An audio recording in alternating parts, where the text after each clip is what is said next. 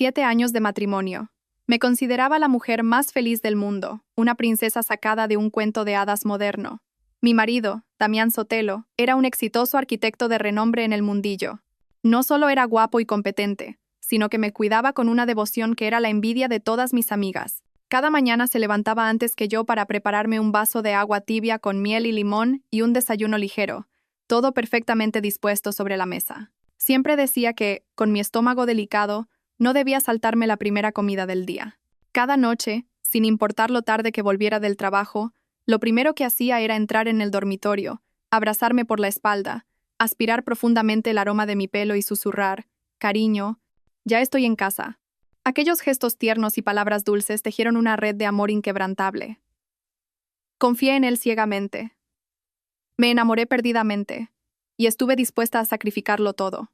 Por él, y solo por él, renuncié al brillante futuro que mi padre había planeado para mí, el puesto de directora financiera del Grupo Montenegro. Desafié la voluntad de mi padre, rechacé un matrimonio de conveniencia y seguí la llamada del amor.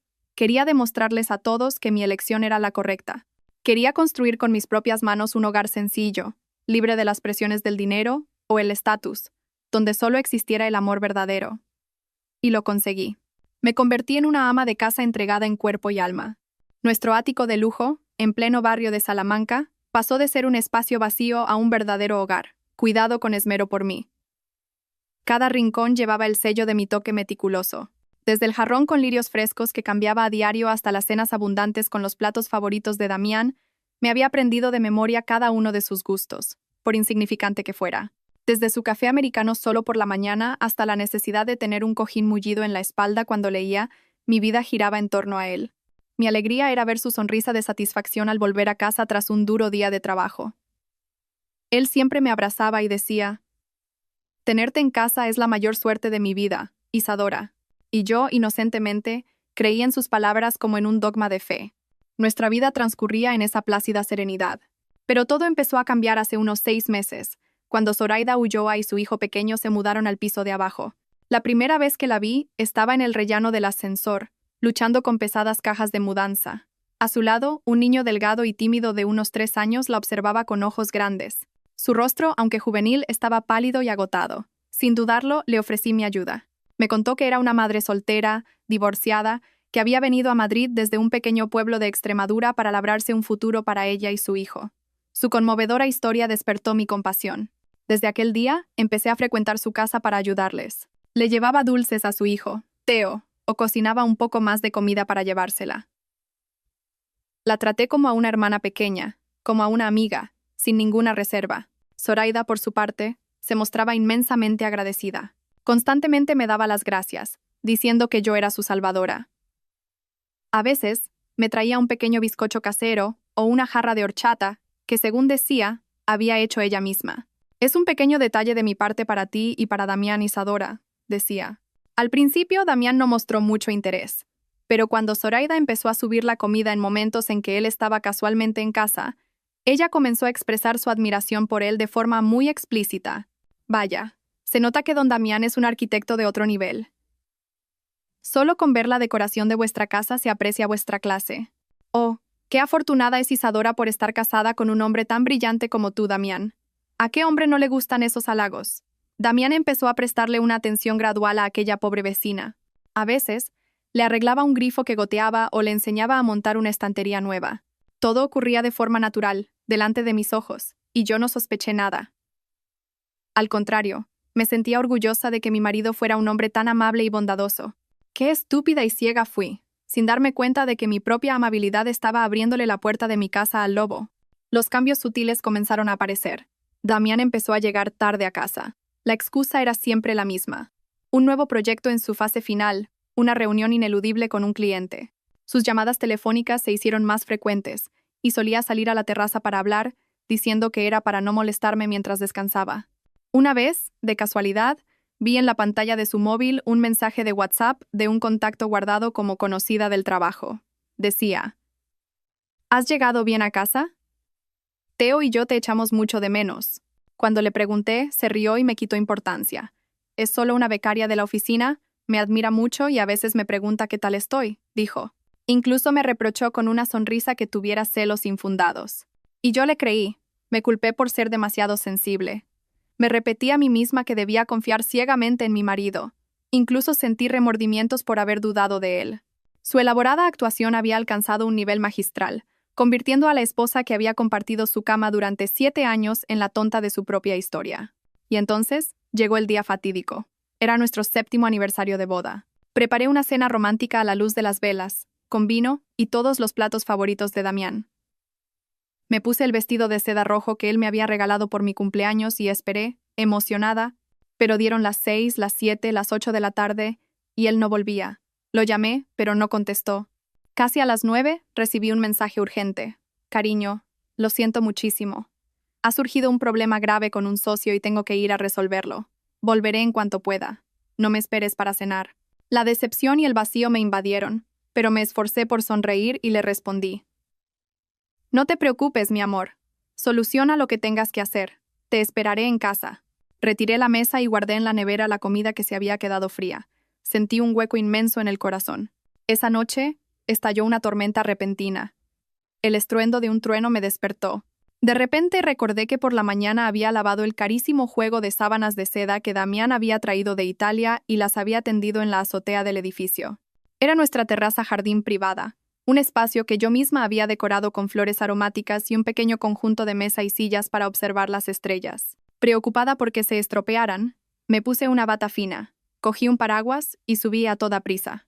La escalera que llevaba a la azotea estaba bastante oscura. Solo se filtraba una tenue luz amarilla por el resquicio de la puerta. A medida que me acercaba, una extraña sensación me invadió. ¿Por qué la puerta, que siempre cerrábamos con cuidado, estaba hoy entreabierta? Y entre el estruendo de la lluvia, escuché otro sonido. Un sonido que me heló la sangre en las venas. No era el viento ni la lluvia. Era la risa aguda de una mujer, y mezclada con ella, la voz suave y tierna de un hombre. Una voz que yo nunca podría confundir. La voz de mi marido, Damián Sotelo. Mis oídos se ensordecieron. El sonido de la lluvia torrencial y los truenos lejanos parecieron ser engullidos por un silencio mortal en mi alma. Me quedé paralizada en el último escalón, todavía agarrando con fuerza el paraguas. Sentía las frías gotas de lluvia que se colaban por la puerta abierta, pero nada podía ser más frío que mi corazón en ese momento. La voz de Damián, la misma voz que susurraba palabras de amor en mi oído cada noche, ahora arrullaba con esa misma ternura a otra mujer. Tranquila, no pasa nada. ¿Te asustas por un poco de lluvia? Estoy aquí para protegerte. La risa de Zoraida resonó, afilada como un taladro perforando mis tímpanos. Solo quería una excusa para abrazarte. Esto es tan romántico, ¿verdad? Como si solo existiéramos nosotros dos en el mundo. Solo nosotros dos en el mundo. Esas palabras fueron un martillo gigantesco que golpeó mi pecho, dejándome sin aliento. ¿Y yo? ¿Qué era yo en su mundo? La esposa, ¿un mero adorno para su casa perfecta? ¿O simplemente una pobre idiota que había sido engañada? No sé de dónde saqué el valor. Mis pies pesaban como el plomo, y cada paso era una agonía. Me oculté silenciosamente junto al marco de la puerta y espié por la rendija. Y entonces la peor escena de mi vida se desplegó ante mis ojos. Bajo la tenue luz amarilla de una farola del jardín, Damián y Zoraida estaban enredados en el mismo columpio que yo había elegido con tanto cariño. La camisa blanca de Damián estaba desabrochada, y Zoraida, vistiendo solo un fino camisón empapado por la lluvia que revelaba cada curva de su cuerpo, lo besaba.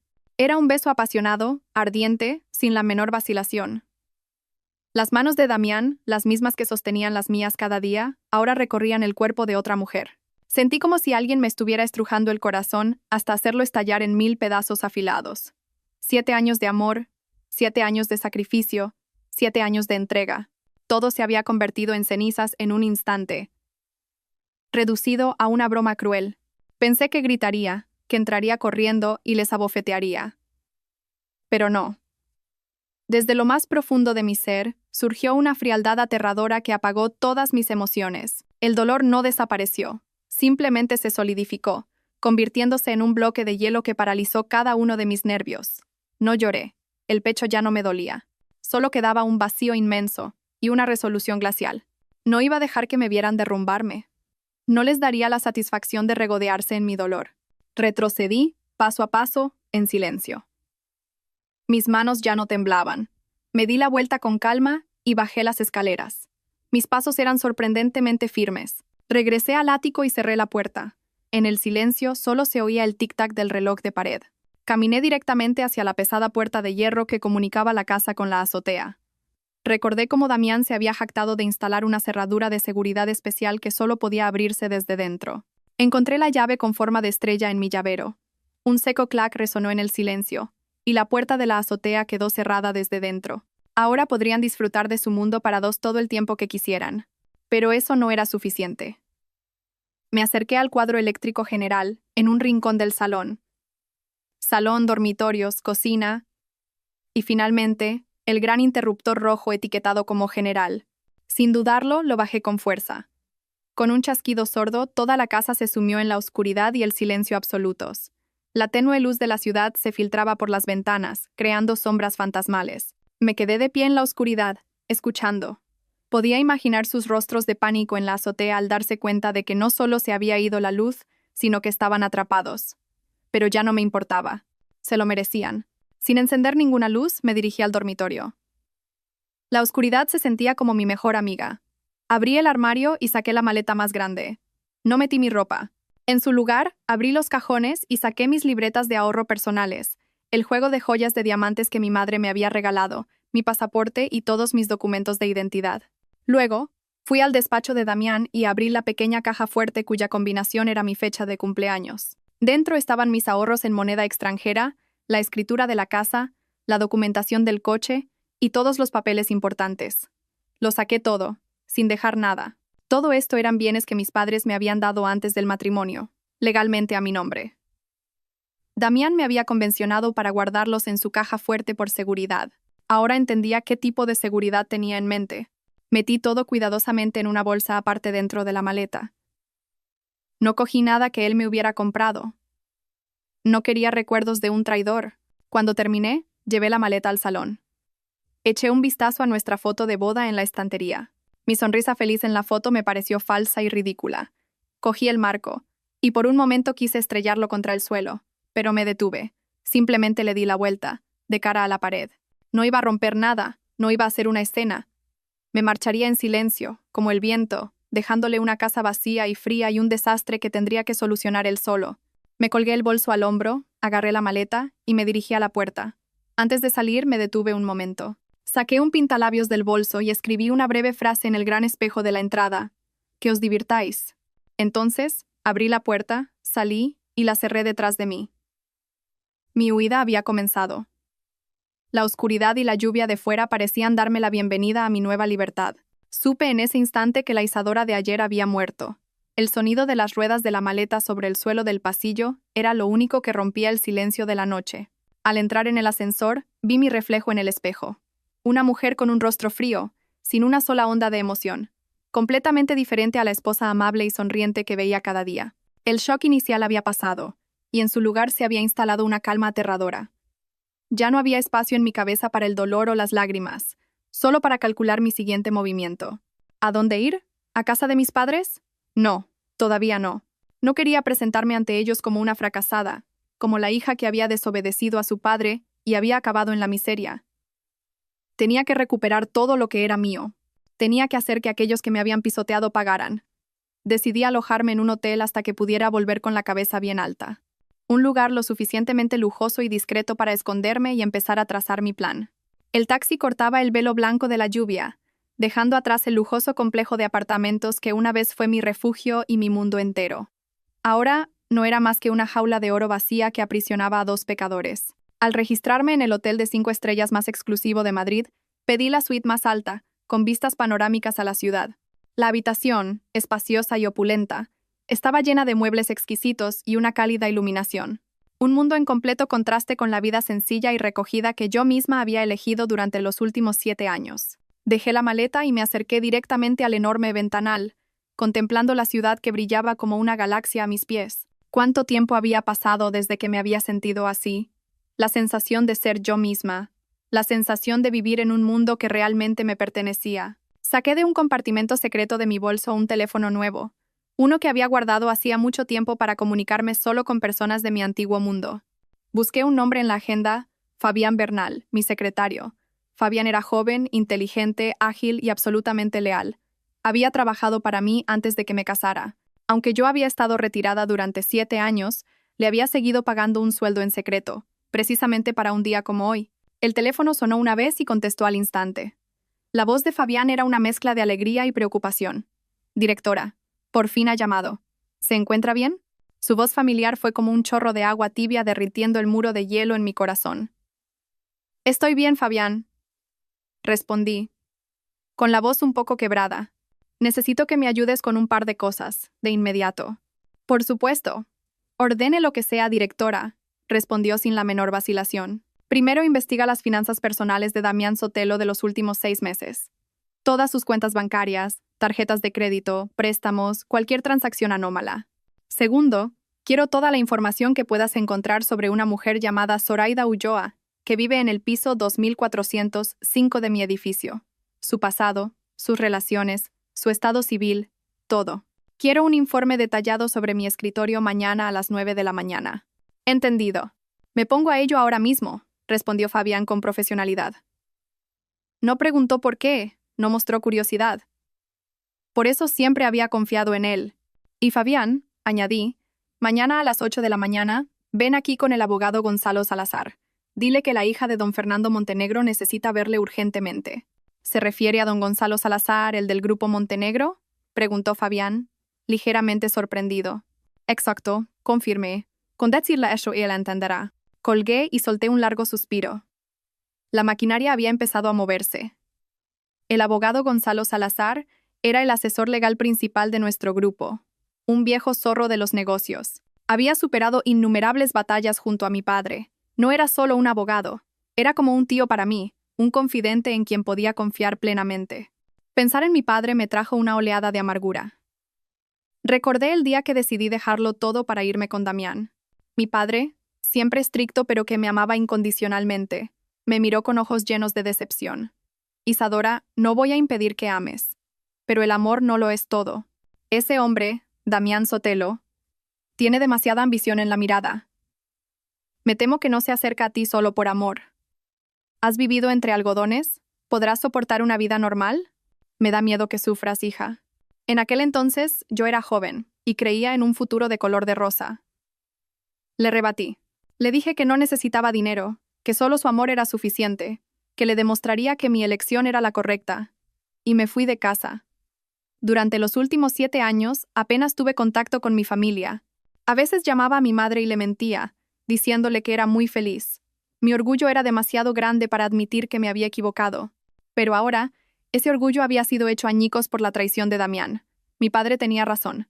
Había visto la verdadera naturaleza de Damián desde el principio. El arrepentimiento y la culpa me inundaron. Les había hecho tanto daño a mis padres. Pero me dije a mí misma que no era momento para ser débil. Tenía que ser fuerte. Tenía que recuperarlo todo. No solo por mí, sino por el honor de mi familia.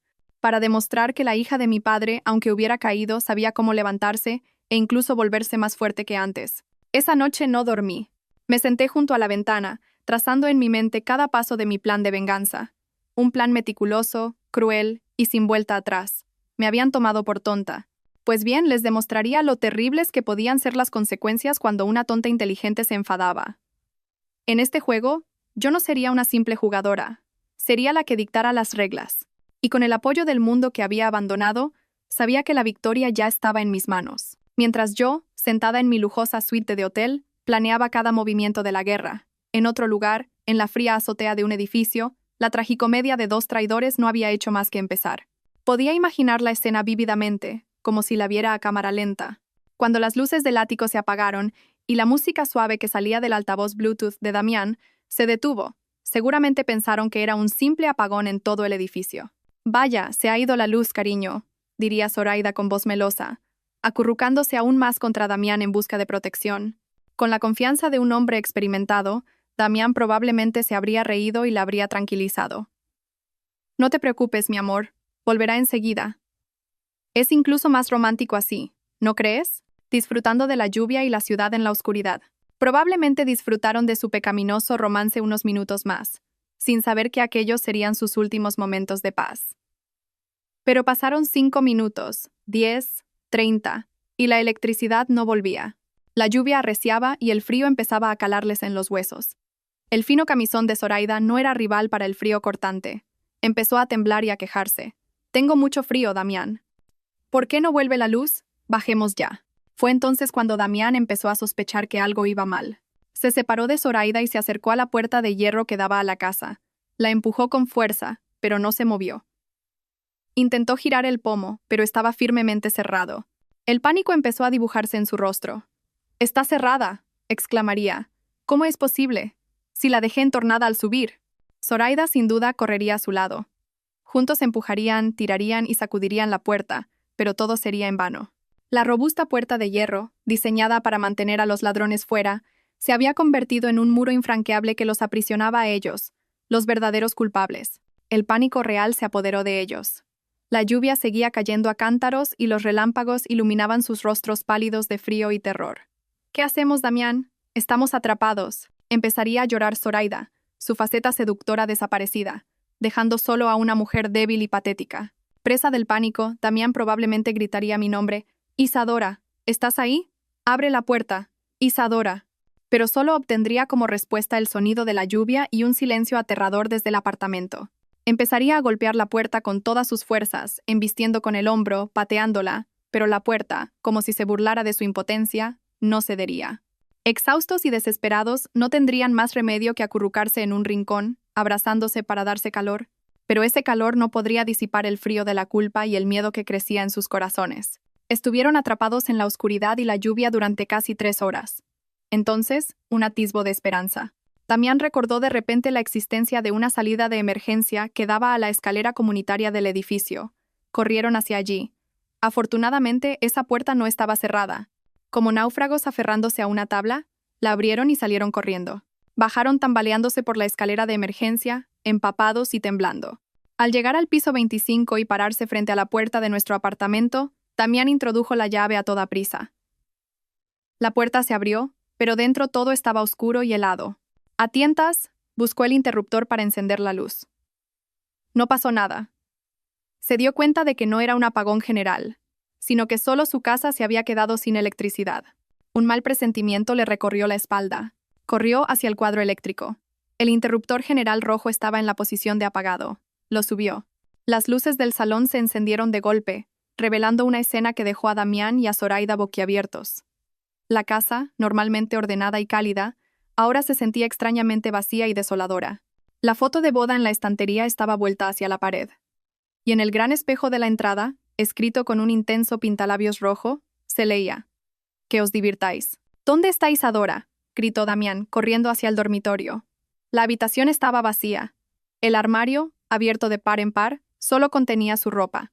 El joyero de Isadora estaba vacío. La pequeña caja fuerte estaba abierta, sin un solo papel dentro. Todo rastro de mí había sido borrado. Solo quedaba en el aire un tenue aroma a lirios. «Se ha ido». «Lo sabe todo». Damián se dejaría caer al suelo, agarrándose la cabeza empapada entre las manos. Pánico, terror y la furia de haber sido descubierto explotaron dentro de él. Zoraida se quedó en el umbral de la puerta, con el rostro pálido. «¿Qué hacemos, Damián?» «Lo sabe todo. No nos dejará en paz. Con lo rica que es, su familia». «Cállate», la interrumpiría Damián. Se levantó y empezó a dar vueltas por la habitación como una fiera enjaulada. No puedo dejar que todo se destape así. Empezó a calcular. Seguro que solo está enfadada. Se habrá ido a casa de una amiga. Sí, se autoconvencía. Ahora lo que tenemos que hacer es hacernos las víctimas. Se volvió hacia Zoraida, su mirada ya afilada y calculadora. Escúchame bien. A partir de ahora, tú vas a interpretar a la perfección el papel de la vecina buena y preocupada. Y yo seré el pobre marido abandonado sin una palabra de explicación. Tenemos que adelantarnos a ella. Tenemos que hacer que todo el mundo crea que la culpa es suya. Y así comenzaba su segunda obra de teatro. Damián cogió su teléfono y empezó a llamar a mis amigas más cercanas. Con una voz cargada de preocupación y dolor, inventó una historia sobre cómo yo, de repente, me había vuelto caprichosa, me había enfadado sin motivo y me había marchado de casa. La obra de las víctimas estaba perfectamente orquestada, pero lo que no sabían es que su única espectadora, yo, los observaba tranquilamente desde la distancia, preparando un contraataque que ni en sus peores pesadillas podrían imaginar. A la mañana siguiente, Cuando los primeros rayos de sol iluminaron mi lujosa suite, me despertó el timbre. Eran Fabián Bernal y el abogado Gonzalo Salazar, puntuales a su cita. Me puse a toda prisa un albornoz de seda y abrí la puerta. Fabián hizo una reverencia, con un grueso maletín en una mano y una bolsa con el desayuno caliente en la otra. Detrás de él estaba don Gonzalo. Pasaba de los 60, con el pelo canoso, pero sus ojos seguían siendo agudos e inteligentes, con el aplomo de alguien acostumbrado a 1000 batallas. «Mi querida Isadora», dijo con voz cálida, y en su mirada había una genuina preocupación paternal. «Fabián me ha puesto al día. ¿Cuánto has debido de sufrir?» Su presencia y sus palabras fueron un bálsamo para mi alma. «Pasen, por favor, don Gonzalo, Fabián». Los conduje al gran sofá del salón. Mientras Fabián preparaba el desayuno, don Gonzalo no perdió ni un segundo. Fue directo al grano. «Cuéntamelo todo, niña. Cuanto más detallado, mejor». Respiré hondo y empecé a relatar la historia de los últimos 7 años. Desde mi decisión de dejar mi casa hasta mi matrimonio aparentemente perfecto, la aparición de Zoraida, las circunstancias sospechosas y, finalmente, la fatídica noche en la azotea y mi huida. Hablé con calma, sin derramar una lágrima, sin un solo lamento. Solo expuse los hechos, crudos y dolorosos. Don Gonzalo escuchó con suma atención, asintiendo de vez en cuando, su mirada cada vez más afilada. Cuando terminé, guardó silencio un momento y luego golpeó suavemente la mesa. ¡Qué descarado! Atreverse a engañar a la hija de don Fernando Montenegro. Hay que tener agallas. Se volvió hacia mí y dijo con voz firme: «No te preocupes, yo me encargo de esto. Ese miserable y esa mujer pagarán por lo que han hecho. Pero primero hay que cortarle el grifo. Un tipo como él, ambicioso y que vive del dinero, lo pierde todo si se queda sin fondos». Era exactamente lo que yo había estado pensando. «¿Qué debo hacer, don Gonzalo?», pregunté. Don Gonzalo tomó un sorbo del té que Fabián acababa de servir y dijo lentamente: «La casa y el coche están a tu nombre. Son bienes privativos de antes del matrimonio, así que no puede tocarlos. El problema son las cuentas bancarias y las tarjetas de crédito.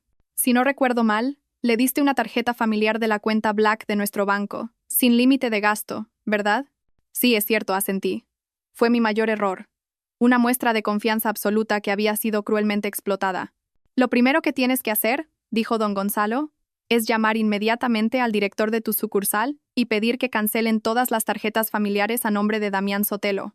Como titular principal y clienta VIP, tu petición se ejecutará al instante. Y que bloqueen también la cuenta conjunta que tenéis». Hice exactamente lo que me dijo. Llamé al director, un francés llamado Didier con el que tenía buena relación. Le expliqué brevemente la situación y él, sin hacer muchas preguntas, dijo en un español correcto: «Entendido, Sra. Montenegro. En 5 minutos estará todo solucionado». Efectivamente, a los pocos minutos, una notificación del banco llegó a mi móvil. A petición suya, la tarjeta familiar ha sido cancelada. La cuenta conjunta ha sido bloqueada temporalmente.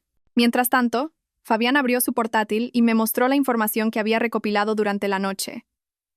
«Directora, abogado, aquí está el informe preliminar». Giró la pantalla hacia nosotros. En los últimos 6 meses, Damián Sotelo ha retirado cerca de 500.000 euros en efectivo de la cuenta conjunta sin justificación aparente. Con la tarjeta de crédito familiar, ha gastado más de 350.000 euros, principalmente en artículos de lujo como bolsos, relojes y joyas, y en estancias en resorts de 5 estrellas. Casualmente, estos gastos se realizaron en los días en que le decía a usted que estaba de viaje de negocios. Fabián continuó: «En cuanto a la mujer, Zoraida Ulloa, su pasado es bastante turbio. No es madre soltera, aún no se ha divorciado, y su marido actual trabaja en el extranjero. El niño, Theo, no es su hijo biológico, sino el hijo de su hermana fallecida, a quien ella adoptó. Hay indicios de que ha estado involucrada en varios casos de estafa sentimental a hombres adinerados en el pasado. Todo encajaba. Habían montado una obra de teatro perfecta para engañarme. Mi compasión había sido cruelmente utilizada». «Muy bien, Fabián», asintió don Gonzalo. «Sigue investigando a fondo el pasado de esa mujer. Seguro que hay más trapos sucios». En ese mismo instante, pude imaginar la escena en otro lugar. Quizás Damián, para compensar a Zoraida por la horrible noche en la azotea, la había llevado de compras. Con toda su confianza, le entregaría la tarjeta Black al dependiente, solo para encontrarse con la negativa. «Lo siento, señor, esta tarjeta ha sido rechazada». Su sorpresa, su desconcierto y finalmente su pánico cuando todas sus otras tarjetas arrojaran el mismo resultado. Su pesadilla financiera había comenzado oficialmente. Mi primer contraataque fue silencioso, pero certero, golpeando donde más le dolía. Sabía que la verdadera naturaleza de Damián Sotelo, un hombre incompetente sin dinero pero lleno de ambición, no tardaría en salir a la luz. Y la relación entre él y Zoraida, cimentada en el dinero, se resquebrajaría rápidamente. Tomé un sorbo de café. Su amargor ya no me resultaba desagradable. Al contrario, sentía un regusto dulce a satisfacción. El juego acababa de empezar, pero yo sabía que había ganado el primer asalto con brillantez. Los días siguientes transcurrieron en una calma extraña.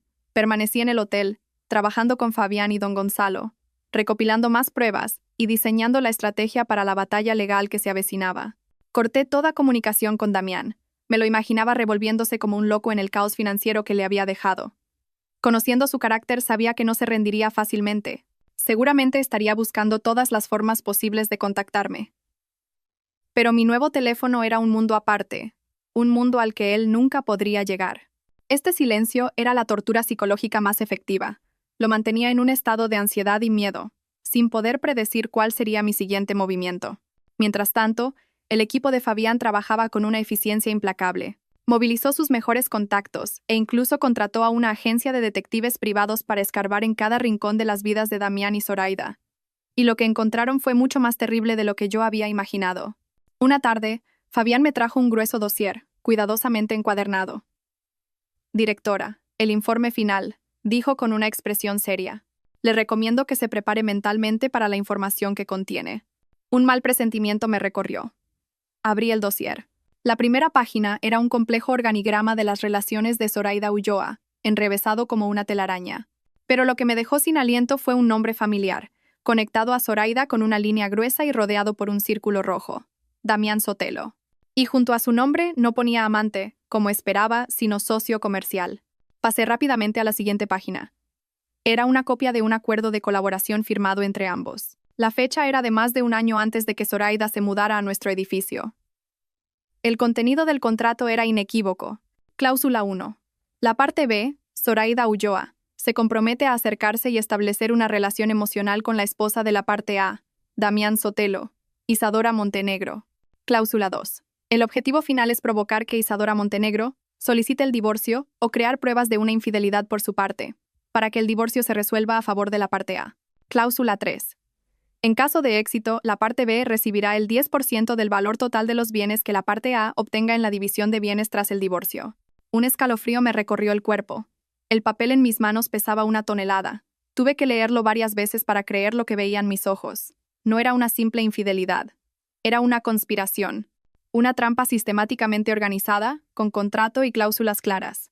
El hombre que había sido mi compañero de vida había contratado a otra mujer para seducir a su propia esposa, para fingir una aventura, todo con el fin de crear un pretexto para el divorcio y arrebatarme mi patrimonio. Sentí una oleada de náuseas. No solo me había traicionado emocionalmente, sino que había intentado tenderme una trampa. Quería convertirme en la cónyuge culpable para poder quedarse legalmente con todo lo que era mío. Mis 7 años de amor, mi sacrificio. A sus ojos, no eran más que una presa gorda, un objetivo a derribar. Su maldad y su cálculo superaban los límites de lo humano. Traté de mantener la compostura y seguí pasando las páginas. El dossier revelaba otra verdad impactante. Damián Sotelo no era el arquitecto brillante y hecho a sí mismo del que siempre se había jactado. La mayoría de los grandes proyectos que había conseguido en los últimos años habían sido arrebatados a otros colegas mediante tácticas despreciables. El informe detallaba al menos 3 casos.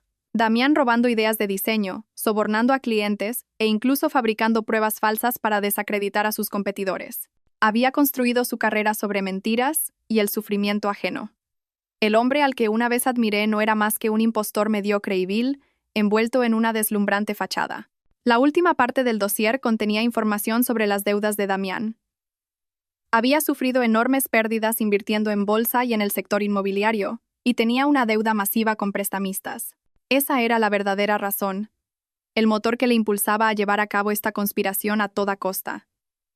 Necesitaba mi dinero, mucho dinero, para tapar el pozo sin fondo que él mismo había cavado. Cerré el dossier. Sentí que me flaqueaban las fuerzas. La verdad era demasiado cruel, demasiado brutal. Había amado y me había casado con un demonio. con un estafador profesional. Todos los hermosos recuerdos de nuestra vida juntos estaban ahora manchados, corrompidos por la mentira. «Directora, ¿se encuentra bien?», preguntó Fabián, preocupado, a mi lado. Negué con la cabeza y esforcé una sonrisa, pero las lágrimas, esta vez, no pude contenerlas. No eran lágrimas de debilidad, eran lágrimas de rabia, de un odio que había alcanzado su punto álgido. «Estoy bien», dije, secándome las lágrimas, mi voz fría y decidida. «Solo estoy pensando que, para celebrar el plan perfecto de mi marido, tendré que prepararle un regalo muy especial. Si ellos querían jugar a lo grande, yo estaba dispuesta a jugar con ellos. Pero esta vez, yo no sería una simple pieza de ajedrez, sería la que volcaría el tablero entero». La llama de la venganza ardía en mi interior más feroz que nunca. Sabía que, con estas pruebas en la mano, no solo podía dejar a Damián en la ruina, sino enviarlo a la cárcel. Pero eso sería demasiado fácil. Quería que sintiera la destrucción lenta, el abandono de todo el mundo, la impotencia absoluta que él había planeado para mí. Cuando el shock del informe del detective pasó, solo quedó en mí una fría determinación y una especie de entumecimiento. Ya no lloraba. Las lágrimas eran para los débiles, y ahora en mí solo había acción. Damián Sotelo había construido su carrera y su imagen sobre la mentira y una reputación inflada. Pues bien, yo empezaría por ahí mismo. Le arrancaría su máscara perfecta y mostraría al mundo la sucia cara que se escondía debajo. Pero no lo haría de forma ruidosa. Un ataque frontal lo pondría en alerta y, hasta que no presentara pruebas contundentes, podría meterme en problemas legales por difamación. Lo haría de forma lenta, sutil, como un veneno que se filtra poco a poco, de una manera que él nunca podría detener. Pasé la noche investigando las comunidades y portales online donde Damián era más activo. Era un hombre jactancioso, que a menudo publicaba artículos compartiendo sus experiencias, presumiendo de los edificios que diseñaba y construyendo una imagen de arquitecto joven y talentoso con vocación. En particular, tenía una influencia considerable en un foro profesional anónimo para arquitectos y profesionales de la construcción. Ese sería el escenario perfecto para mi obra. Usando una nueva tarjeta SIM, creé una cuenta anónima con un nombre completamente nuevo: La Voz de la Verdad. Me creé una personalidad, una arquitecta recién licenciada, apasionada pero desencantada con el lado oscuro de la profesión. Y entonces, empecé a escribir una larga publicación. La redacté desde la perspectiva de un informante anónimo. No mencioné a Damián Sotelo directamente. Solo usé iniciales sugerentes. El arquitecto estrella D.S. o la historia no contada del profesional del plagio. El título era provocador, diseñado para despertar la curiosidad. No hice acusaciones precipitadas. Desarrollé uno de los 3 casos que el equipo de Fabián había investigado como una historia concreta. Era la historia de un joven arquitecto, Abel Lorca, que había puesto toda su pasión en crear un diseño innovador para un resort de lujo.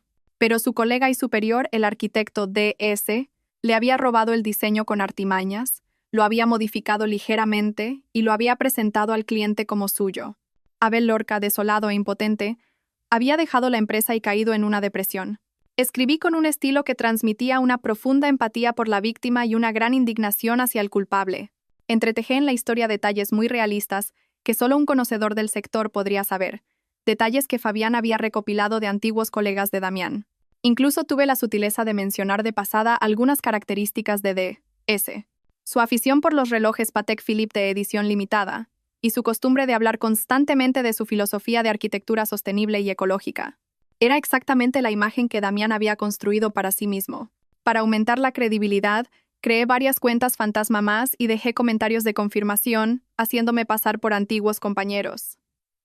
En cuanto lo he leído, he sabido de quién hablabas. Todo el mundo en la empresa supo lo de Abel en su momento, pero nadie se atrevió a decir nada. Oh, y no solo plagió diseños. Hay muchas más historias, esperando la siguiente entrega. Publiqué el post a las 10 de la noche, la hora de mayor actividad en el foro, y como esperaba, causó una tormenta inmediata. En solo unas horas, la publicación acumuló miles de visitas y cientos de comentarios y compartidos. Las iniciales de ese se convirtieron en el tema más candente. La gente empezó a especular y, gracias a los detalles tan característicos que yo había sembrado, el nombre de Damián Sotelo no tardó en salir a la palestra. Al principio, algunos lo defendieron, diciendo que eran rumores falsos, que alguien intentaba manchar su reputación. Pero entonces, ocurrió algo inesperado. Una cuenta con el nombre real de Abel Lorca dejó un comentario breve pero contundente. Todo lo que se dice en esta publicación es cierto. Gracias por tener el valor de contarlo. Era él, el verdadero Abel Lorca, la víctima de la historia. Probablemente, después de años de silencio, al ver su historia expuesta, no pudo soportarlo más. Su comentario fue el martillo final que destrozó todas las dudas. La oleada de críticas contra Damián Sotelo se volvió más fuerte que nunca. Sentada en la habitación del hotel, lo observaba todo desde la pantalla de mi portátil.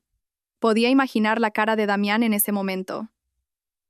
Estaría fuera de sí, furioso por la difamación, aterrorizado de que su sucio pasado saliera a la luz. Intentaría contactar con los administradores del foro para que borraran la publicación, pero lo que no sabía es que yo ya había previsto esa situación. Ya había enviado la historia a varios periodistas conocidos, especializados en el sector de la arquitectura y la construcción. A la mañana siguiente, varios medios de comunicación online, más pequeños, empezaron a publicar la historia con titulares aún más sensacionalistas. El escándalo de plagio que sacude el mundo de la arquitectura, las dos caras del arquitecto estrella de S, talento o producto de un marketing sucio, era su propia medicina. La reputación que tanto valoraba se estaba desmoronando, precisamente por los mismos métodos que él usaba. Su credibilidad en el sector empezó a tambalearse.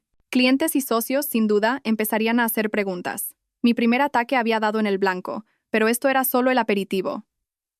El plato principal aún estaba por llegar. Sabía que Damián y Zoraida, acorralados, no se quedarían de brazos cruzados. Contraatacarían, y yo los estaba esperando. Antes de que la tormenta en la comunidad de arquitectos amainara, otra tormenta, más feroz y cruda, estalló desde una dirección que no esperaba. Mientras Damián Sotelo estaba ocupado lidiando con la crisis mediática, dando explicaciones a sus socios y tratando de eliminar las publicaciones desfavorables, su amante y cómplice, Zoraida Ulloa, jugó una carta increíblemente estúpida. Probablemente, con el grifo del dinero cortado y Damián al borde del colapso, su pánico y su naturaleza codiciosa salieron a la superficie. Decidió tomar la iniciativa y buscar su propia salida. Y su objetivo fue mi familia. No tenía ni idea del verdadero trasfondo de mi familia. A sus ojos, yo era solo la hija de una familia adinerada venida a menos, que había roto lazos con los suyos. Pero, a través de las quejas de Damián, sabía que yo tenía parientes en el campo. Según la descripción de Damián, eran gente con algo de dinero, pero muy provincianos y fáciles de engañar. Zoraida lo vio como su última tabla de salvación. Con la escasa información que Damián había dejado caer, averiguó la dirección de la casa de mis padres. Una señorial finca de estilo francés en la Sierra de Guadarrama, el lugar que mi padre había elegido para retirarse del ruido de la ciudad. En su mente simple, Zoraida asumió que era solo una casa de campo un poco grande de una familia de nuevos ricos. Decidió ir allí y montar un escándalo. Su plan era hacerse pasar por la pobre víctima cuya sobrina le había robado el marido, con la intención de sacarles una compensación económica. Se preparó a conciencia para su actuación. Ropa vieja y gastada, cara lavada para parecer demacrada y pálida. Incluso se llevó a su sobrino Teo, su herramienta habitual. Una mañana soleada, mientras mi madre cuidaba sus preciadas orquídeas en el jardín, Zoraida apareció en la puerta principal. En lugar de llamar al timbre, empezó a gritar y a llorar, buscando atraer la atención de los vecinos. Por Dios, vengan a ver esto.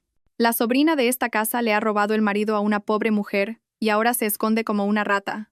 Señora, ¿está en casa? Salga y hable conmigo. Mi madre, doña Elvira, es una mujer astuta y autoritaria. No es una simple ama de casa. Es la vicepresidenta del grupo, la mujer que construyó este imperio desde cero junto a mi padre. Al oír el alboroto, simplemente frunció el ceño y le hizo un gesto a la doncella para que abriera la puerta. Zoraida, al ver la puerta abrirse, se alegró como si hubiera encontrado oro. Cogió a Teo de la mano, entró tambaleándose en el patio y se arrodilló de golpe frente a mi madre, con los ojos llenos de lágrimas. Señora, por favor, haga justicia. Su sobrina Isadora Montenegro me ha robado a mi marido, al padre de este niño. Ahora ha desaparecido. Está arruinando a mi marido y nos ha dejado a mi hijo y a mí sin nada. Usted también es mujer. Apiádese de nosotros. Dígale a esa chica que me devuelva a mi marido. Mi madre la observó en silencio, sin decir una palabra, mientras ella representaba su papel.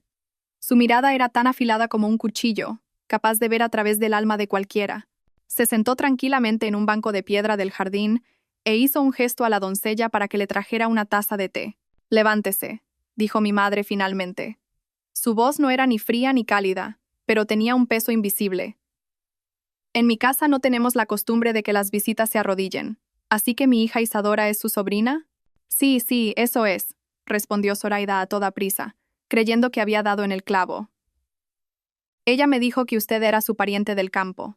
Ya veo, dijo mi madre, tomando un sorbo de té y dejándolo lentamente. Entonces, debe de haber un error. Isadora Montenegro no es mi sobrina.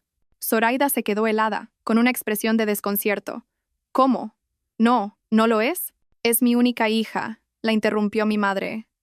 Su voz seguía siendo tranquila, pero cada palabra era un martillazo. Isadora Montenegro es la única hija mía y de don Fernando Montenegro, el presidente del Grupo Montenegro. Y ahora, dígame usted, ¿quién es para atreverse a venir aquí a difamar a mi hija? El cuerpo entero de Zoraida se petrificó. Sus ojos se abrieron como platos y su boca quedó entreabierta, incapaz de articular palabra. ¿La única hija del presidente del Grupo Montenegro? Esas palabras resonaron en sus oídos como un trueno. ¿Con quién demonios se había metido? Viendo a Zoraida sin palabras, mi madre continuó, su voz varios tonos más fría. ¿Dice que mi hija le ha robado a su marido? ¿Y quién es su marido? ¿Dónde trabaja? ¿Dónde está su certificado de matrimonio? ¿Puede enseñármelo? Mi marido es Damián Sotelo, el arquitecto, balbuceó Zoraida. Ah, Damián Sotelo. Se burló mi madre. Era una risa de desprecio. ¿Ese arquitecto mediocre por el que mi hija renunció a toda su fortuna? ¿Cree que no lo conozco? Y bien, ¿tiene el certificado de matrimonio? ¿O es usted simplemente una amante que se metió en la felicidad ajena y ahora viene aquí a hacerse la víctima?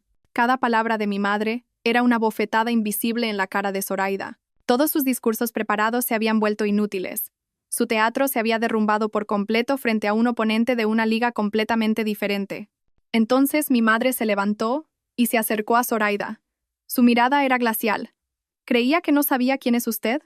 Zoraida Ulloa, 28 años, natural de Cáceres, actualmente casada con un ingeniero destinado en Japón, sin divorciar, con antecedentes penales por estafa y apropiación indebida, con una condena suspendida. Mi madre recitó su historial personal de corrido. Era la información que Fabián había investigado y que yo le había enviado a mi madre. Zoraida se desmoronó por completo. Se desplomó en el suelo, temblando, sin atreverse a mirar a mi madre a los ojos. Usted y ese tal Damián Sotelo planearon engañar a mi hija, ¿verdad? ¿Pensaban que no nos enteraríamos? Dijo mi madre con voz amenazante.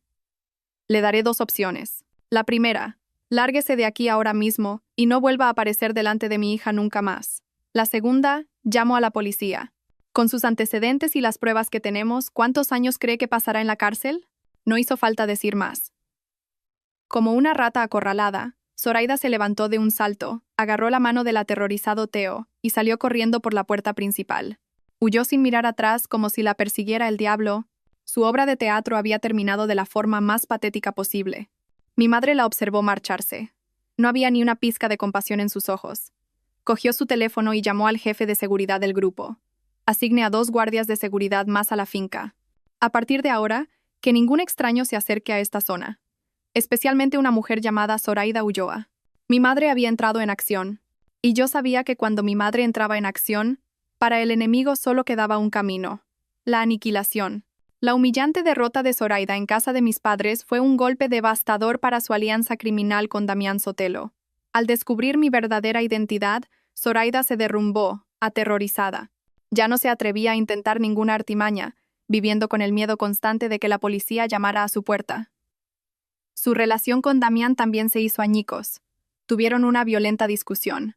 Zoraida acusó a Damián de haberla engañado, de haberla arrastrado a una batalla contra fuerzas que no podían permitirse enfrentar. Damián, por su parte, culpó a Zoraida de haber actuado de forma estúpida e impulsiva, empeorando las cosas. Su amor, construido sobre mentiras y cálculos, estalló como una burbuja de jabón ante la primera tormenta. Mientras tanto, Damián estaba realmente acorralado. La tormenta mediática en la comunidad de arquitectos no cesaba. Su credibilidad en el sector estaba gravemente dañada. Los socios cancelaban contratos, los proyectos se paralizaban, y los fondos que provenían de mí se habían cortado. La fecha de pago de sus deudas con los prestamistas se acercaba. Hombres de aspecto rudo empezaron a merodear por su oficina y su casa, exigiéndole el dinero. La presión desde todos los frentes, el trabajo, el dinero, el amor y el miedo al poder de mi familia empujó a Damián al borde de la locura. No comía, No dormía, perdió mucho peso y su aspecto, antes pulcro y seguro, desapareció. En su lugar, había un hombre demacrado y pálido, con los ojos siempre inyectados en sangre por la preocupación y el insomnio. Desesperado y sin salida, Damián tomó la decisión más estúpida y temeraria. Sabía que uno de mis mayores activos a mi nombre era un terreno en la finca, una de las urbanizaciones más exclusivas de Madrid, un terreno valorado en decenas de millones de euros que mi padre me había regalado. En su locura, se le ocurrió la idea de falsificar mi firma para venderlo. Pensó que si conseguía ese dinero podría pagar todas sus deudas, huir lejos y empezar una nueva vida en otro lugar. Practicó mi firma una y otra vez. Después de 7 años de convivencia, estaba muy familiarizado con mi caligrafía. Estaba convencido de que podía crear una falsificación perfecta que nadie notaría. Contactó a un abogado de un pequeño bufete privado al que ya había sobornado en el pasado. Redactó un contrato para transferir los derechos de uso del terreno a una empresa fantasma que él mismo había creado. Todo se hizo en secreto y a toda prisa. Una tarde, Damián acudió al despacho de ese abogado para ejecutar su plan. Lo que no sabía es que cada uno de sus movimientos estaba siendo vigilado. El astuto don Gonzalo había previsto que Damián podría intentar algo desesperado con mis propiedades. Había puesto a gente a vigilar discretamente todos sus movimientos, especialmente los relacionados con bancos y propiedades inmobiliarias. Cuando descubrieron que Damián contactaba con un bufete de mala reputación, instalaron inmediatamente un dispositivo de grabación en miniatura en la oficina. Todo el proceso Damián falsificando mi firma en el contrato con manos temblorosas. El abogado corrupto estampando el sello a toda prisa, fue grabado con total claridad de imagen y sonido. La grabación, junto con una copia del contrato falsificado, fue enviada inmediatamente a don Gonzalo. Cuando tuve en mis manos la prueba irrefutable, sentí más amargura que satisfacción. ¿Qué cosas tan terribles puede hacer un ser humano cuando la codicia y la desesperación anulan la razón? Damián Sotelo había puesto un pie en el camino hacia la cárcel por su propia voluntad. Su caso ya no era una disputa civil por matrimonio y bienes. Era un grave delito penal de estafa, apropiación indebida y falsificación de documento público. Don Gonzalo me llamó. Había satisfacción en su voz. El pez ha mordido el anzuelo, Isadora. Esta vez no tiene escapatoria. ¿Qué hacemos ahora?, pregunté. No vamos a denunciarlo a la policía de inmediato, dijo con voz calculadora. Dejemos que crea que su plan ha funcionado. Dejemos que viva unos días en su fantasía, en su esperanza. Guardaremos este as en la manga para jugarlo en el momento más oportuno, cuando cause el mayor impacto. Tengo en mente un final espectacular para esta obra. Al oír sus palabras, supe que esta partida de ajedrez estaba llegando a su fin, y que el final para Damián Sotelo no sería una simple derrota, sino la aniquilación total. En una espera fría y cruel, aguardé el día del juicio final para el hombre que me había traicionado. Tras falsificar con éxito la firma, Damián Sotelo pareció recuperar algo de confianza. Creyó que tenía en sus manos la llave para resolver todos sus problemas. Inmediatamente, llevó el contrato falsificado al banco y obtuvo un préstamo masivo usando el terreno como garantía. Con ese dinero, pagó a los prestamistas, aplacando la amenaza inmediata. También empezó a investigar sobre cómo emigrar a un país sin tratado de extradición con España, planeando una nueva vida. Vivió sus últimos días de libertad en una dulce fantasía, sin saber que una red invisible se estaba cerrando a su alrededor. Mientras tanto, yo dejé el hotel y volví a casa de mis padres. Decidí que era hora de enfrentar la realidad y volver a ser quien era. Mi regreso ya no era una huida, sino el retorno de una vencedora. Mi padre, después de escuchar toda la historia de mi madre y enterarse de lo que don Gonzalo había hecho, me abrazó en silencio. «Has madurado, hija mía», dijo con una voz que mezclaba orgullo y pena. «Siento no haberte protegido antes». «No es tu culpa, papá», respondí. «Fui yo la ingenua». Pero he aprendido la lección. Mi vida había comenzado un nuevo capítulo. Ya no era una ama de casa. Empecé a involucrarme en los asuntos del grupo junto a mis padres. Mis conocimientos de finanzas de la universidad y mi experiencia gestionando un hogar durante 7 años, aunque en campos diferentes, me fueron de gran ayuda. Me adapté rápidamente al trabajo, aporté ideas brillantes y me gané el respeto de los subordinados. Había recuperado a mi verdadero yo, la Isadora inteligente, decidida y segura. Y entonces, don Gonzalo dijo que era hora de bajar el telón. «Necesitamos un escenario», dijo en una reunión con mi padre y conmigo. «Un gran escenario, donde todo el mundo pueda presenciar su caída. Un tribunal es demasiado sobrio, no atraerá la atención de los medios, Necesitamos un evento al que no pueda negarse a asistir. Una idea surgió en mi mente. ¿Qué tal una gala benéfica?, propuse.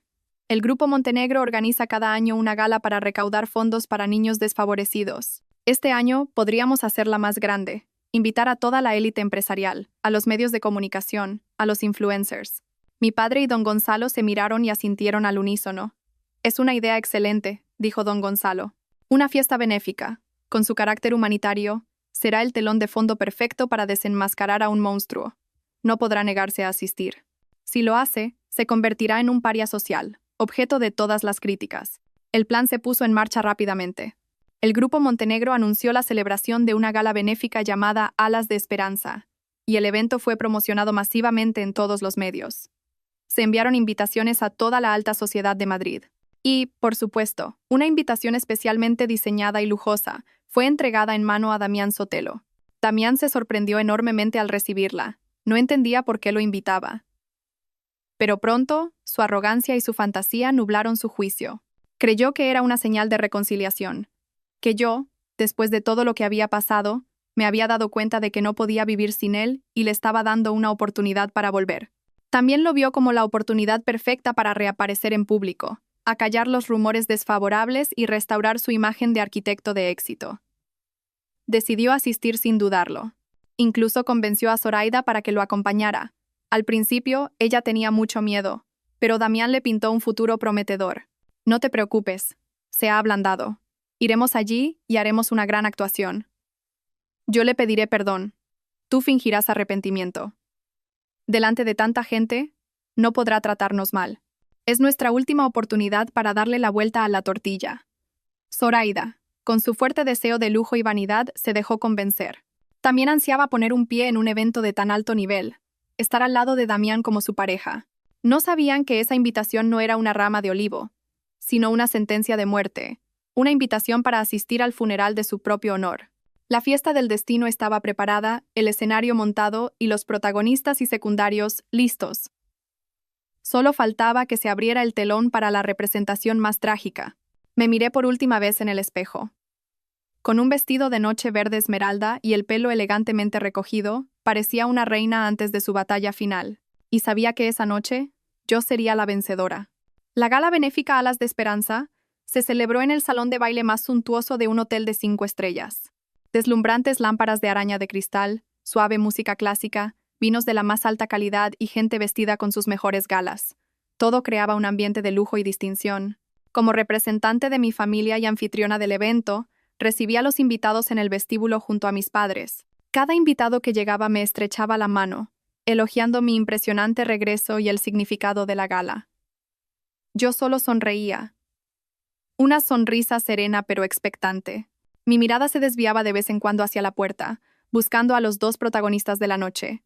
Y finalmente, llegaron. Cuando Damián Sotelo y Zoraida Ulloa entraron en el salón, atrajeron bastantes miradas.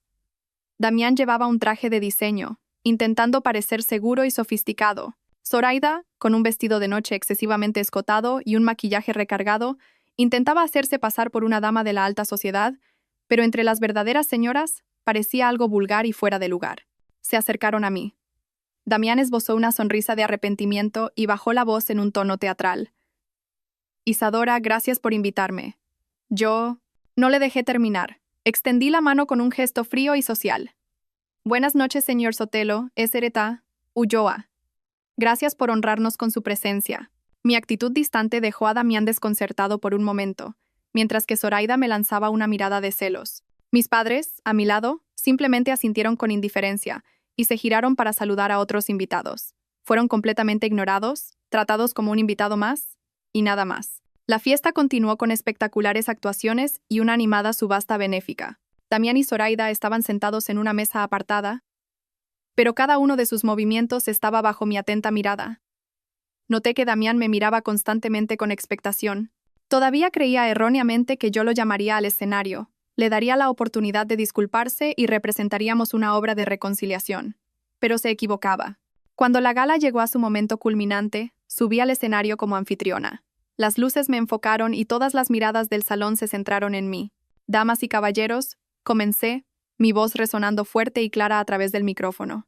En nombre del Grupo Montenegro y de la Fundación Benéfica Alas de Esperanza, quiero agradecerles sinceramente a todos por acompañarnos esta noche. Su apoyo es fundamental para que podamos ofrecer más hogares, comida y oportunidades educativas a los niños necesitados. Hice una pausa y recorrí el salón con la mirada. Mis ojos se detuvieron en la mesa de Damián Sotelo. Me miraba con una expresión llena de esperanza. Esbocé una sonrisa enigmática. Las historias sobre la bondad y la generosidad siempre son una fuente inagotable de inspiración. Pero detrás de ellas, también existen historias de engaño y traición. Esas historias, aunque dolorosas, se convierten en lecciones valiosas que nos hacen apreciar aún más los verdaderos valores. Y hoy, quiero compartir con ustedes una de esas historias, la historia de mi propia vida. Un murmullo recorrió el salón. La gente no entendía qué pretendía. Damián y Zoraida también se quedaron helados. Un mal presentimiento empezó a apoderarse de ellos. Hice una señal al equipo técnico.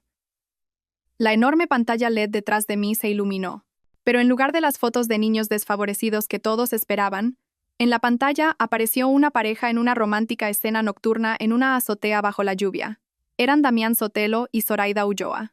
Un grito ahogado de sorpresa resonó en todo el salón. Damián y Zoraida se levantaron de un salto, sus rostros sin una gota de sangre.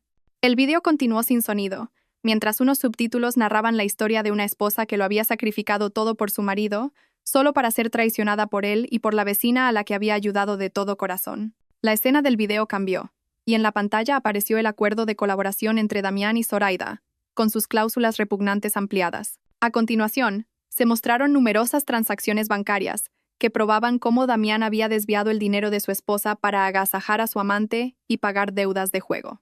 Luego, siguieron las pruebas que exponían cómo Damián había robado la propiedad intelectual de sus colegas para ascender en su carrera. Todo presentado de forma clara y lógica, como una acusación implacable. La audiencia en el salón pasó de la sorpresa a la indignación. Los susurros de condena se hicieron cada vez más fuertes. Dios mío, no puedo creerlo. Es un monstruo. Y esa mujer parecía tan desvalida, ¡qué arpía! Pero eso no fue todo. La pantalla cambió a la última escena. Una imagen nítida, grabada por una cámara oculta en un despacho de abogados. Damián Sotelo, con manos temblorosas, falsificando mi firma en un contrato de transferencia de propiedad. Era el golpe de gracia. Y esto, damas y caballeros, mi voz resonó, fría y firme, por encima de todo el ruido, es el hombre al que amé con todo mi corazón, cometiendo un acto de fraude, falsificando la firma de su esposa para robarle la última propiedad que le quedaba. Esto no es solo una violación de la moral, es una grave violación de la ley. Cuando el video terminó, un silencio sepulcral se apoderó del salón. Todas las miradas, cientos de pares de ojos, se clavaron en Damián Sotelo y Zoraida Ulloa. Ojos llenos de desprecio y repugnancia. El gran final no había sido de lágrimas ni de debilidad, sino de verdad. Una verdad cruda e irrefutable. Su obra de teatro había terminado. Y el final fue la humillación más absoluta. En el momento en que la pantalla LED se apagó y las luces del salón se encendieron de nuevo, todo estalló. El silencio inicial dio paso a una oleada de indignación. Murmullos y condenas implacables se dirigieron hacia Damián y Zoraida. Se quedaron de pie en medio del salón, como dos criminales juzgados en una plaza pública. El rostro de Damián estaba pálido como el papel, su cuerpo temblaba incontrolablemente, y un sudor frío le perlaba la frente. Intentó balbucear una excusa, pero de su garganta seca no salió ningún sonido. Zoraida se derrumbó por completo, cayendo al suelo y cubriéndose la cara con las manos, sollozando. Era un llanto desconsolado, pero no despertó la más mínima compasión en nadie. Yo seguía en el escenario, contemplando con serenidad la tragedia que yo misma había orquestado. No sentía euforia, solo un frío vacío. Este era el final que se merecían. Damián Sotelo, nunca pensé que fueras ese tipo de persona, exclamó un empresario de edad avanzada, un socio importante de Damián, levantándose y señalándolo con una voz llena de decepción e ira. El contrato de diseño para el nuevo resort de nuestro grupo queda rescindido a partir de hoy. No colaboraremos jamás con alguien de tu calaña moral. Su declaración fue como una señal de partida. Inmediatamente, varios otros socios se levantaron uno tras otro, declarando que rompían toda relación comercial con Damián. Nuestra empresa también. El proyecto en curso será asignado a otra firma. Consideraremos demandarle por los daños causados. La carrera que Damián había construido con tanto esfuerzo, a base de mentiras y artimañas, se desmoronó en cuestión de minutos, como un castillo de arena ante las olas. Pero eso no fue lo peor. En el momento de mayor caos, la puerta principal del salón se abrió de par en par. 2 policías uniformados entraron con semblante solemne. Detrás de ellos venía don Gonzalo Salazar. Todos se quedaron perplejos, sin entender qué estaba pasando. Un policía subió directamente al escenario, me tomó el micrófono y pidió silencio a la audiencia. Su voz resonó, clara y autoritaria. Somos de la Unidad de Delitos Económicos. Estamos aquí para ejecutar una orden de arresto contra el señor Damián Sotelo por los cargos de estafa, apropiación indebida y falsificación de documento público. La orden de arresto fue leída, clara y contundente. El salón volvió a sumirse en el silencio, esta vez un silencio de shock. Los 2 policías bajaron del escenario y se dirigieron directamente hacia Damián. Él estaba ausente, con la mirada perdida, sin oponer resistencia. En el momento en que las frías esposas se cerraron en sus muñecas, pareció volver en sí. Se giró para mirarme. En sus ojos ya no había arrepentimiento ni súplica, sino un odio extremo, el odio de una bestia acorralada. Isadora Montenegro, has arruinado mi vida. Nunca te lo perdonaré, gritó, forcejeando como un loco. Pero ya era demasiado tarde. Los 2 policías se lo llevaron sin contemplaciones, dejando atrás el llanto desconsolado de Zoraida y cientos de miradas de desprecio. Zoraida, al ver a su amante arrestado, se arrastró como una loca hasta mis pies, se aferró al bajo de mi vestido y suplicó llorando. Isadora, lo siento. De verdad que lo siento. Perdóname, por favor. Fue todo idea de Damián. Él me obligó. Yo también fui engañada. Por favor, diles a los policías que me perdonen. Tengo un hijo que criar. La miré. La misma mujer que una vez fingió ser desvalida para abusar de mi amabilidad, ahora representaba otra obra, la del arrepentimiento tardío. Le aparté suavemente la mano y dije con voz desprovista de emoción: será mejor que le digas eso a tu abogado. Luego, me dirigí al otro policía que aún estaba allí. Agente, esta mujer es cómplice en este caso de estafa. Tenemos el contrato.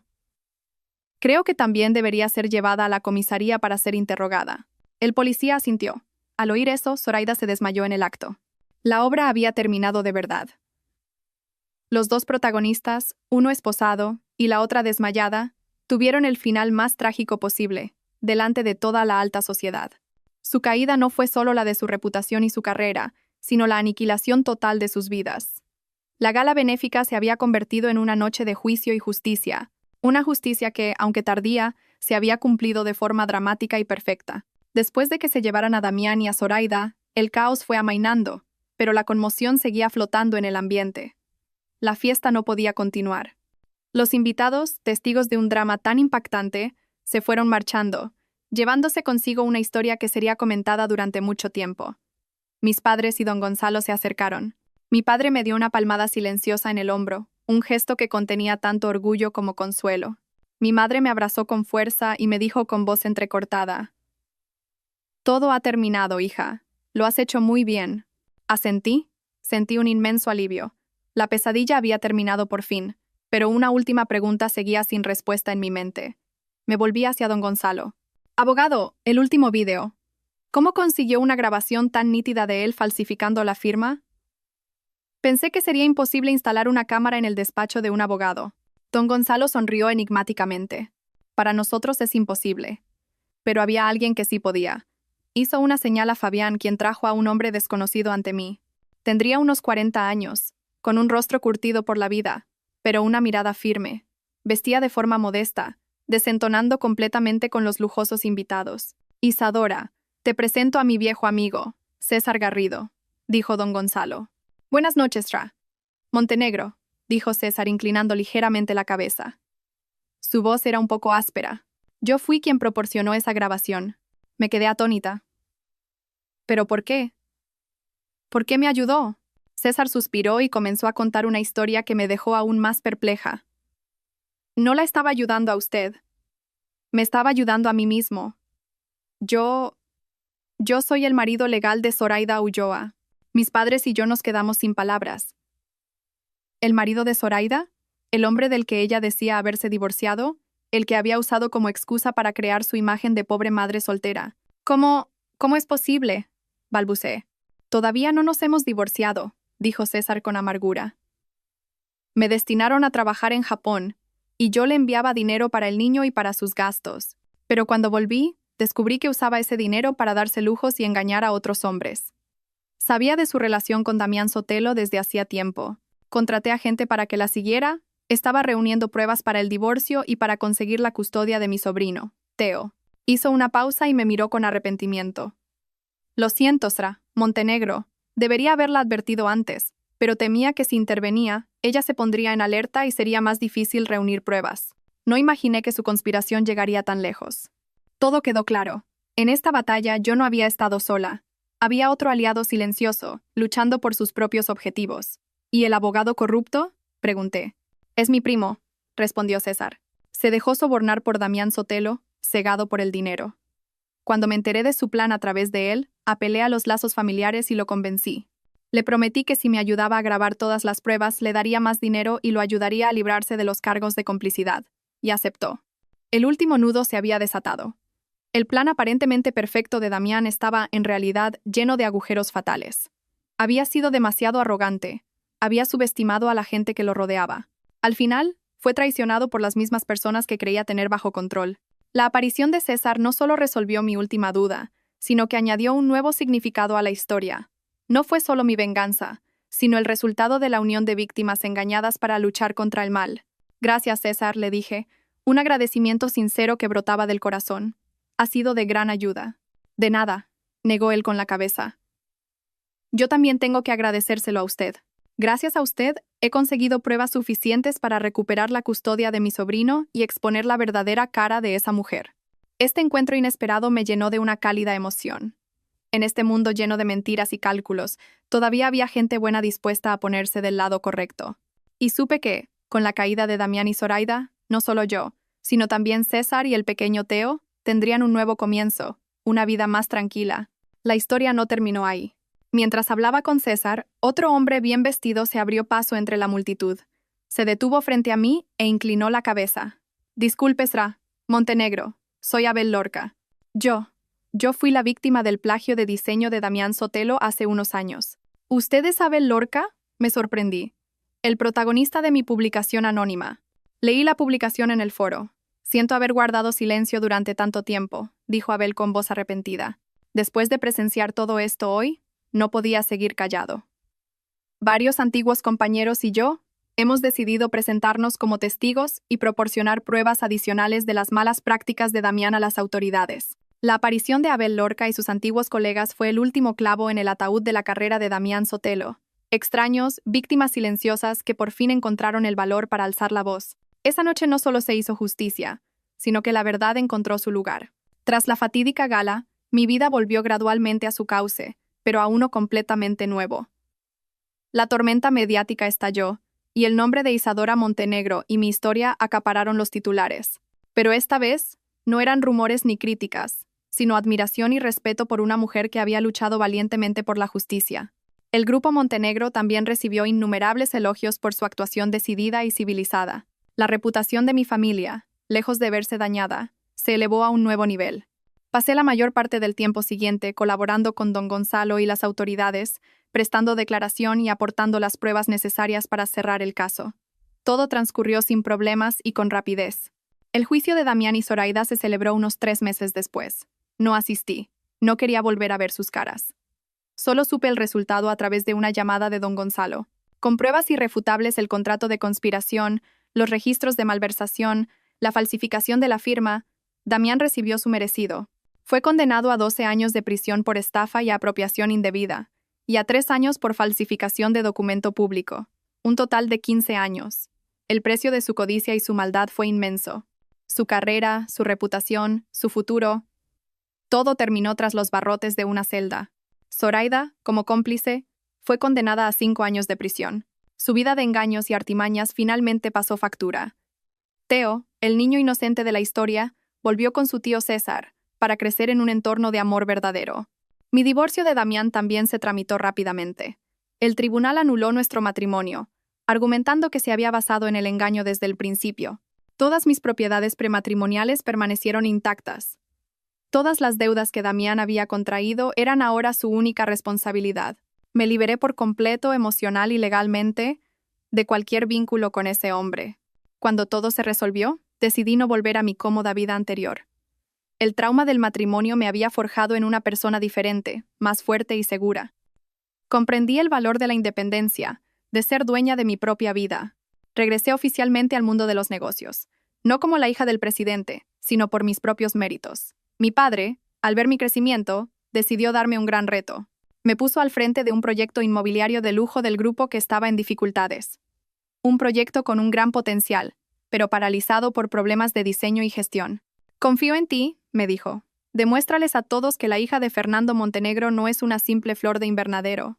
Acepté el reto con toda mi determinación. Me sumergí en el trabajo.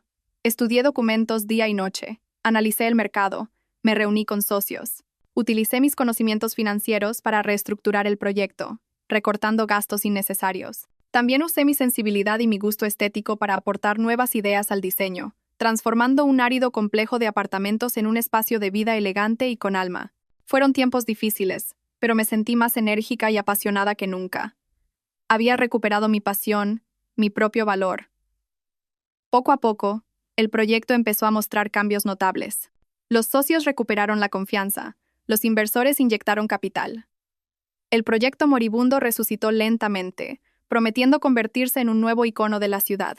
Mi éxito no se debió solo a mi esfuerzo, sino también a la ayuda de buenos amigos. Fabián seguía siendo mi mano derecha, siempre a mi lado, apoyándome en todo. Don Gonzalo era mi consejero legal de confianza, resolviendo todos los problemas espinosos. Incluso César, que había estabilizado la vida de Teo, me llamaba de vez en cuando para preguntar cómo estaba y compartir valiosas experiencias. Nuestra relación trascendió la simple gratitud y se convirtió en una verdadera amistad. La traición me había costado muy caro, pero me había enseñado una lección inestimable. Me hizo darme cuenta de quiénes eran mis amigos y quiénes mis enemigos, y a valorar más las relaciones auténticas. También me devolvió a una mejor versión de mí misma, una versión que merecía ser fuerte y feliz. La guerra había terminado, pero mi nuevo viaje, mi nueva vida, acababa de empezar de verdad, un año después de aquella noche fatídica. Una tarde de fin de semana en Madrid, el sol, de un color miel, se derramaba sobre las avenidas arboladas de la ciudad. Conducía mi descapotable blanco, sintiendo el viento fresco en mi pelo. Me miré en el retrovisor y sonreí. Pelo corto y con carácter, ojos brillantes de confianza, una sonrisa serena. La mujer del espejo era completamente diferente de la ama de casa reprimida y sumisa de hacía un año. La pesadilla había pasado, y yo no solo había sobrevivido, sino que había renacido verdaderamente de las cenizas de la traición. Ya no era la Isadora de ayer, atrapada en el dolor y el odio. Ahora era libre, independiente, disfrutando de cada precioso momento de la vida. El proyecto inmobiliario que había dirigido fue un éxito rotundo. Cuando mi padre me lo confió, al borde del fracaso, muchos en el consejo de administración me miraron con escepticismo. Me veían como una princesa que nunca había conocido las dificultades, que solo sabía de vestidos y fiestas. Pero no me dejé intimidar. Me lancé al trabajo como una polilla a la llama. Estudié documentos día y noche, analicé el mercado, me reuní con socios. Apliqué la experiencia de gestión que había adquirido en mis 7 años como ama de casa, la meticulosidad, la atención al detalle a la gestión del proyecto. Me di cuenta de que dirigir un gran proyecto o llevar un hogar requerían lo mismo: dedicación, comprensión y la capacidad de ver los problemas más pequeños. Visité personalmente las obras, me puse el casco y hablé con cada uno de los trabajadores. Me senté con el equipo de arquitectos no como una jefa que da órdenes, sino como una colega, fomentando ideas creativas.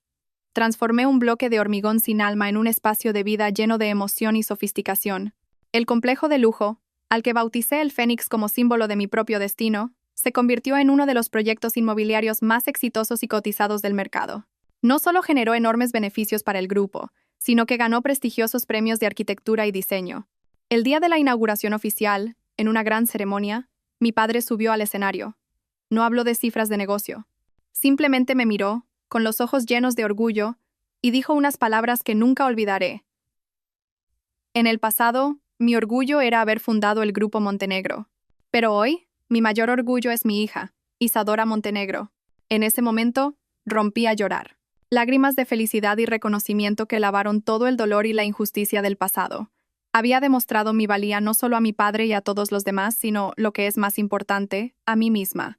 Ya no vivía a la sombra de mi familia. Había creado mi propio cielo, mi propia luz. Hoy tenía una cita especial. Aparqué frente a un tranquilo café con jardín, escondido en un pequeño callejón.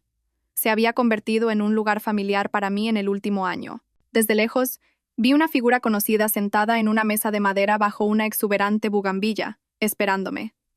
César Garrido me vio, sonrió amablemente y me saludó con la mano. A su lado estaba Teo. El niño había engordado. Tenía las mejillas sonrosadas y parecía mucho más alegre.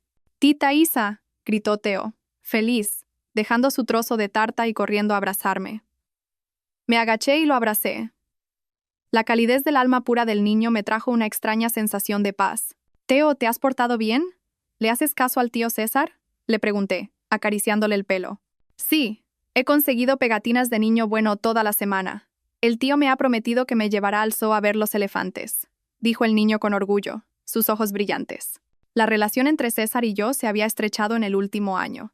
Después de que todo terminara, él, con sus ahorros y algo de dinero que mi abogado le dio como agradecimiento, montó una pequeña agencia de detectives. Gracias a su honestidad, la agencia ganó rápidamente una buena reputación. Ya no era el hombre atormentado por las injusticias del pasado.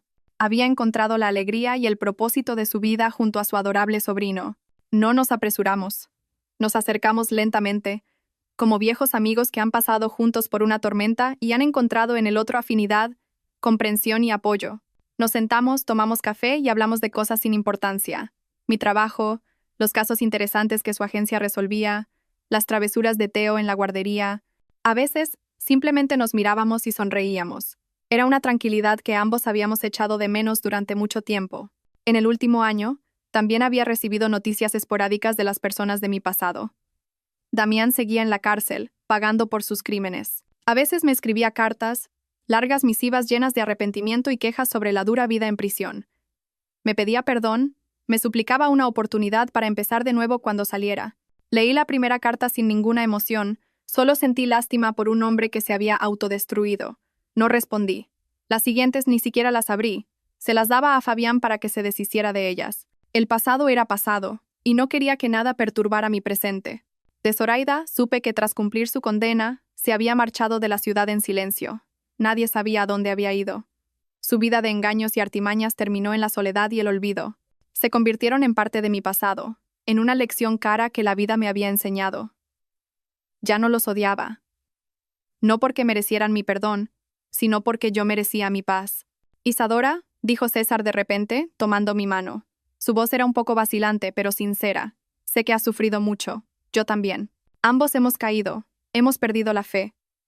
Pero en este último año, al estar a tu lado, al ver tu fuerza y tu renacimiento, he vuelto a creer en los nuevos comienzos». Apretó suavemente mi mano y me miró a los ojos. En su mirada había respeto y un profundo afecto. «¿Dejarías que Teo y yo fuéramos parte de tu futuro? No puedo prometerte la vida de lujos de antes, pero te prometo que usaré el resto de mi vida para darte paz, respeto y un amor verdadero». Lo miré a los ojos. Unos ojos sin engaños ni cálculos, solo calidez y confianza. No respondí de inmediato. Sentí como el calor de su mano se extendía por todo mi cuerpo. Una lágrima silenciosa rodó por mi mejilla, pero esta vez era una lágrima de felicidad y emoción. El doloroso pasado me había forjado en la mujer que era hoy. Una mujer que ya no creía ingenuamente en promesas de color de rosa, pero que no había perdido la fe en el amor verdadero, un amor construido sobre la comprensión y el apoyo mutuo. Respondí con un ligero asentimiento, que valía más que 1000 palabras. César sonrió radiante, una sonrisa que parecía borrar todas las preocupaciones de su rostro. Teo, que estaba persiguiendo mariposas en el jardín, se dio la vuelta, nos vio con las manos entrelazadas y corrió a subirse a mi regazo. «Tita Isa, tío César, ¿qué hacéis? Yo también quiero jugar». César y yo nos miramos y nos echamos a reír. Abracé a Teo con fuerza. César extendió su brazo y nos rodeó a los dos. 3 personas. 3 vidas que parecían rotas. Ahora encontraban la una en la otra una familia completa. Un hogar cálido. El sol del atardecer tiñó el cielo de un naranja deslumbrante. De las cenizas de la traición, yo, como un fénix, había renacido espléndida y fuerte. La vida me había quitado un falso marido, pero a cambio me había devuelto un cielo de libertad y la verdadera felicidad.